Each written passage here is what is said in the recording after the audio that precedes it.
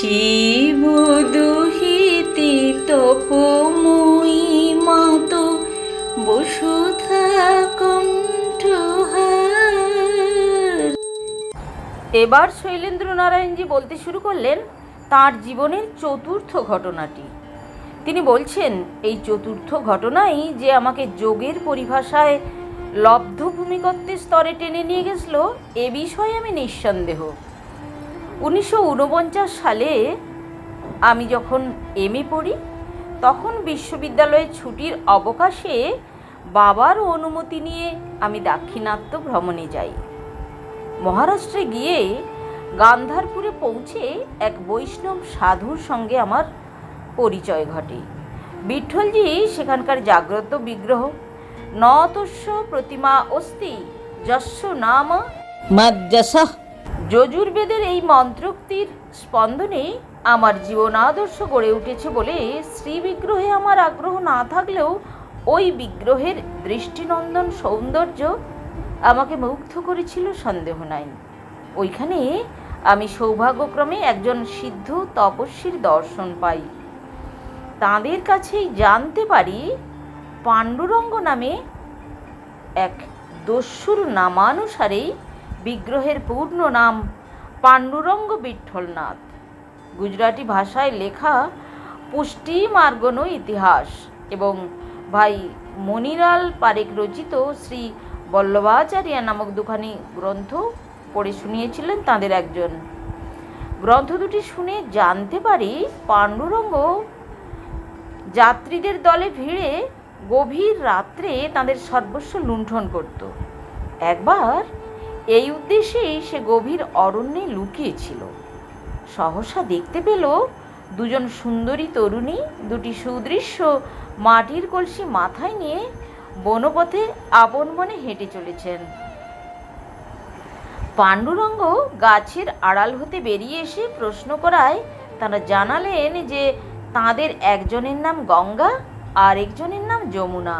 ঠাকুর স্বপ্নে তাদেরকে প্রত্যাদেশ দিয়েছেন যে এক মাতৃপিতৃগত প্রাণ ভক্তকে প্রতিদিন এক কলসি গঙ্গার জল এবং এক কলসি যমুনার জল দিয়ে আসতে হবে। তাই তারা জল নিয়ে সেই ভক্তের বাড়ি চলেছেন। ওই ভক্ত মাতা পিতার সেবা ছেড়ে কোথাও যান না। এবার পাণ্ডুরঙ্গ প্রশ্ন করেন, মাতা পিতার সেবা কি এমনই মহত্তম তপস্যা যে জন্য স্বয়ং ভগবানকে স্বপ্নাদেশ দিতে হলো? সে তো ভগবানের সেবা পূজা করছে না, নিজের বাবা মায়েরই সেবা করছে। তাতে তার উপর প্রভুর এত কৃপার কারণ কি? কারণ মাতা পিতাই ঈশ্বরের জীবন্ত প্রকাশ। মাতা পিতার সেবাতে শ্রী ভগবানেরই সেবা হয়। মাতা পিতার সেবা পূজা বাদ দিয়ে যে যতই জপ তপ করুক না কেন, সে তপস্যা বন্ধা, তাতে সিদ্ধিলাভ হয় না। জীবন্ত ঈশ্বর জ্ঞানে মাতা পিতার সেবা পূজা করলে অচিরাৎ সিদ্ধিলাভ ঘটে। এটি অব্যর্থ ফলপ্রদ গুহ্যতম সিদ্ধ পথ। এই বলে ওই তরুণী দুজন পাণ্ডুরঙ্গের দৃষ্টির সামনেই বনপথে অদৃশ্য হয়ে গেলেন। মুহূর্তে নিষ্ঠুর দস্যুর জীবনে পালাবদল ঘটে গেল। হায় হায়, আমি তো সারা জীবন দস্যুবৃত্তি করে আসছি। মা বাবার প্রতি ভক্তি নাই, কত কষ্টই না তাদেরকে দিয়েছি। এই গ্লানি ও অনুশোচনার আগুন তাকে দগ্ধ করতে লাগলো। গভীর নিশীথে সেই নির্জন অরণ্যে দাঁড়িয়ে সে কাতরভাবে কাঁদতে লাগলো। সংকল্প স্থির করতে তার দেরি হলো না।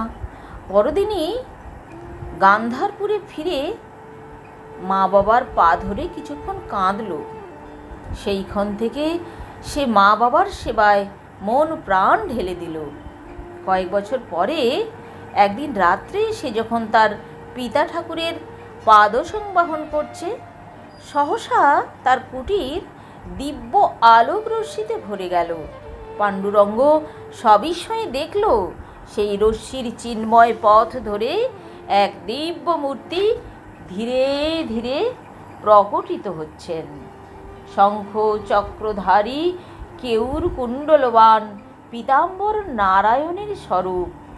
ক্রমেই সেই দিব্য আলোর ছটায় তার নিদ্রিত পিতার দেহ আর নারায়ণের দেহর সঙ্গে একীভূত দেখতে লাগলো। মহাচেতন সমুত্থানের রসাবেশে পাণ্ডুরঙ্গ কখনো দেখছেন পিতাই নারায়ণ, কখনো বা দেখছেন নারায়ণী পিতা। এক অপূর্ব দিব্য অনুভূতি। পাণ্ডুরঙ্গ দৈববাণী শুনলেন, এই ঘোর কলিকালে পিতাকে জীবন্ত ঈশ্বর জ্ঞানী সেবা পূজা এইরূপ তপস্যার যে মহান পথ তুমি দেখিয়েছ, এটি ঋষিজন সেবিত অতি গুহ্য সিদ্ধ পথ। শ্রী ভগবান বললেন, আমি প্রসন্ন, তুমি বর চাও। বরং বৃণীশ ভদ্র তং যত্তে মনসী বর্ততে। আনন্দাশ্রু ফেলতে ফেলতে পাণ্ডুরঙ্গ করজোড়ে নিবেদন করলেন, প্রভু, তোমার দর্শন লাভেই আমি ধন্য।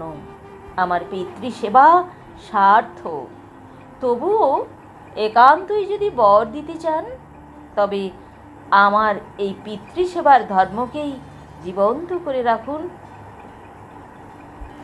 যারা নিজের মাতা পিতাকে জীবন্ত ঈশ্বর জ্ঞানের সেবা পূজা করবে, তারাই যেন তোমার দর্শন পায়। প্রভু বললেন, তথাস্তু।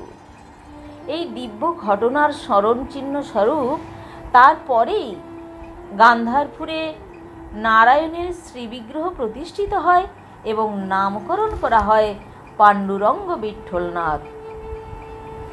হিরণময় আনন্দজির দিকে তাকিয়ে বললাম, সেই পাণ্ডুরঙ্গ আচরিত স্বীয় জীবনে উপলব্ধ অব্যর্থ ফলপ্রদ এই শ্রুতি সিদ্ধ পথের মহিমা সাধ্যমতো আপনাদের কাছে কীর্তন করলাম।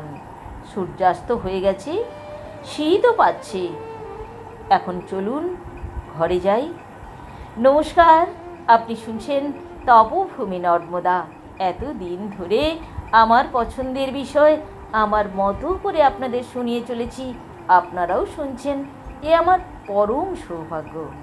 আপনারা তো শুনছেন, কিন্তু তার সঙ্গে যারা নতুন, তাদের কাছে আমার একান্ত অনুরোধ, দয়া করে সাবস্ক্রাইব করে আমাদের এই পবিত্র যজ্ঞের সামিল হন। তাহলে পরের পর্যায়ে এগিয়ে চলি। হরানন্দজি ও রমানন্দ তাড়াতাড়ি এগিয়ে গিয়ে দুই ঘরে দুটো মোমবাতি জ্বাললেন। আমার হাত ধরে যেতে যেতে বুড়ো স্বামীজি বললেন, তুমি অপরের লেখা দুটো গুজরাটি গল্প শোনালে। তোমার গল্প বলার ভঙ্গিটি চিত্তাকর্ষক, সন্দেহ নাই। কিন্তু ঋষি প্রণীত কোন গ্রন্থে, বিশেষত বেদে কি কোথাও মাতা পিতাকে জীবন্ত দেবতারূপে বর্ণনা করা হয়েছে? কেন? আমি বললাম, স্বয়ং ভগবান মনুই যে বলেছেন, মাতারং পিতরং চৈব সাক্ষাৎ প্রত্যক্ষ দেবতাম মত্তা গৃহী নিষেবত সদা সর্ব প্রযত্নত। অর্থাৎ মাতা পিতাকে সাক্ষাৎ দেবতা জ্ঞানে গৃহস্থ সর্বদা সর্বপ্রযত্ন তাঁদের সেবা পূজা করবে। আমার কথা শুনে হিরণময়ানন্দজি এমনভাবে খলখল করে হাসতে লাগলেন যে তার পাটি হতে বাঁধানো দাঁত খুলে পড়ে গেল তার বিছানার উপর। তিনি তোতলাতে তোতলাতে বলে উঠলেন, ভগবান মনু এই নির্দেশ দিয়েছেন গৃহস্থদেরকে, মত্তা গৃহী নিষেবত। আমি বর্ণাশ্রম ত্যাগী দণ্ডী সন্ন্যাসী, গৃহীর জন্য নির্দিষ্ট বিধানে আমি চলতে বাধ্য নই। এ বিষয়ে সাক্ষাৎ বেদের যদি কোনো বিধান থাকে, তোমার জানা থাকলে বলো। আমি কি উত্তর দেব ভাবছি, এমন সময় সারা বনভূমিকে প্রকম্পিত করে মহাত্মা সমানন্দের দৈববাণী ভেসে এলো। শুক্ল যজুর্বেদের বাজসনীয় সংহিতার 2য় অধ্যায়ের 31 নম্বর কণ্ডিকাতে বলা হয়েছে, ওং অত্র পিতরো মাদয়ধ্বং যথা ভাগমা বৃষয়ধ্বম অমীম দন্ত পিতরো যথা ভাগমা বৃষাইশত। সহসা মহাত্মার কণ্ঠস্বর শুনে চমকে উঠলাম। স্তম্ভিত হয়ে তার মন্ত্রোচ্চারণ শুনতে লাগলাম। মন্ত্রপাঠের শেষে পূর্ববৎ শূন্যপথে অদৃশ্য থেকে তিনি আদেশ করলেন, শৈলেন, তুমি ওই বুড়োকে মন্ত্রটির অন্যই মুখে শব্দার্থ বিশ্লেষণ করে এর মর্মবাণী শুনিয়ে দাও। কোনো ভয় নাই, তোমরা আমার দৃষ্টিপথেই আছো। তিনি নীরব হতেই গর্জে উঠলেন হিরণময় আনন্দজি। হাত দিয়ে দুই কান চেপে ধরে তিনি বললেন, না না, আমি কোনো মন্ত্রের ব্যাখ্যা শুনতে চাই না। কাল সকাল হলেই এ স্থান আমি আলবাত ছেড়ে যাব। এই ভুতুড়ে জায়গায় থাকতে থাকতে মনের উপর নিয়ত পীড়ন হওয়ায় আমার স্নায়ুগুলো দুর্বল হয়ে যাচ্ছে। আমরা পরিক্রমা করতে বেরিয়েছি একটা পাগলা সাধুর নির্দেশে এক ভয়াবহ দুর্গম জঙ্গলে 5-6 দিন বসে থাকবো কোন যুক্তিতে? আমার সঙ্গে যে যেতে চাও সকালেই প্রস্তুত হয়ে পড়বে, না হলে আমি একাই চলে যাব। আজ 27 মাঘ, রাত্রি প্রভাত হলে 28 মাঘ এখান থেকে আমি চলে যাবই। তার কথা শুনে হরানন্দজি ও প্রেমানন্দ একসঙ্গে বলে উঠলেন, স্বামীজি, মাঝখানে তো মাত্র 2 দিন, 29 মাঘ সংক্রান্তি, 1 ফাল্গুন, সকালেই তো সকলেই যাব একসঙ্গে। তবে এত জিদ ধরছেন কেন? একগুঁয়েমি করে যদি কাল সকালেই চলে যান, আমরা দুজন অন্তত আপনার সঙ্গে যাচ্ছি না। শৈলেন, তুমি মন্ত্রের ব্যাখ্যা আমাদেরকে শোনাতে আরম্ভ করো। মহাত্মার আদেশ যখন, তখন আমি তো শোনাবই। মহাপুরুষ সদ্যোচ্চারিত বেদ মন্ত্রটির অন্যই মুখে শব্দার্থ বিশ্লেষণ করতে বলেছেন, আমি তাই করছি। পিতর অর্থাৎ হে পিত, হে পিতৃপুরুষগণ, অত্র মানে মম হৃদ্দেশে যথাভাগং ভোগং অনতিক্রম্য যথোপযুক্তং ভক্তি সুধং প্রাপ্য ইত্যর্থ মাদয়দ্ধং হৃষ্ট ভবত তত অবৃষায়দ্ধং পুরুষার্থ রূপং অভীষ্টং সম্যক বর্ষয়ত। পিতরং যথাভাগং অসীমদন্ত হৃষ্টা অভবন অবৃষায়িষৎ সাধকাভীষ্টঞ্চ সর্বতো ভাবেন অপুরয়ন। মন্ত্রের মর্মানুসারী ব্যাখ্যা করলে বোঝা যায়, স্বয়ং বেদ পিতা ও পিতৃপুরুষদের পূজা শেখাচ্ছেন। হে পরমারাধ্য পিতৃদেব তথা পিতৃপুরুষগণ, তোমরা আমার হৃদয়ের যথোপযুক্ত ভক্তিসুধা গ্রহণ করে তৃপ্ত হও এবং পুরুষার্থরূপ অভীষ্ট বর্ষণ করো। ভাবার্থ এই যে আমি যেন এরূপ ভক্তিমান হতে পারি, আমার হৃদয় যেন এমন সৎভাবে পূর্ণ হয় যাতে আমার হৃদয় ক্ষেত্র তোমাদের হর্ষের আনন্দের কারণ হতে পারে।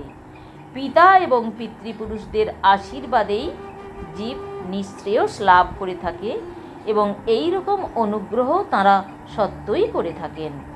এই স্বতঃসিদ্ধ গুহ্য তত্ত্বটি দ্ব্যর্থহীন ভাষায় প্রকাশ করার জন্য মন্ত্রের দ্বিতীয়াংশে দ্বিরুক্তি করে বেদ বলেছেন, যথোপযুক্ত পূজা ও ভক্তি দ্বারা পিতৃপুরুষগণকে হৃষ্ট ও তুষ্ট করতে পারলে তাঁরা জীবকে ধর্মার্থ, কাম, মোক্ষ রূপ পুরুষার্থ বর্ষণ করেন।